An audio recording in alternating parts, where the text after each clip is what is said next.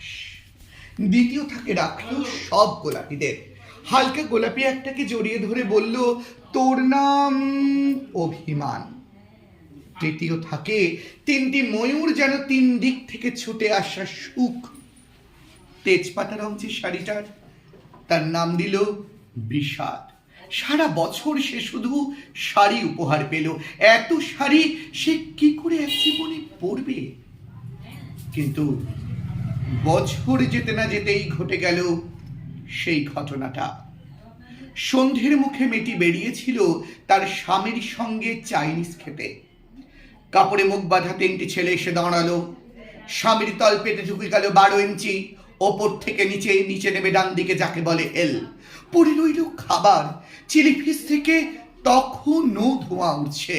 এর নাম রাজনীতি বলেছিল পাড়ার লোকেরা। বিয়েতে 51টা শাড়ি পেয়েছিল মেয়েটা। একদিন দুপুরে শাশুড়ি যখন ঘুমিয়ে, সে তার সমস্ত শাড়ি বের করে 6 তলার বারান্দা থেকে উড়িয়ে দিল নিচের পৃথিবীতে। শাশুড়ি পরিয়ে দিয়েছে তাকে সাদা থান। 19 বছরের একটা মেয়ে, সে একা। কিন্তু সেই থানও এক ঝটকায় খুলে নিল 3 জন পাড়ার মোড়ে। একটি সদ্য নগ্ন বিধবা মেয়ে দৌড়চ্ছে আর চিৎকার করছে, বাঁচাও বাঁচাও বাঁচাও। পেছনে 3 জন। সে কি উল্লাস!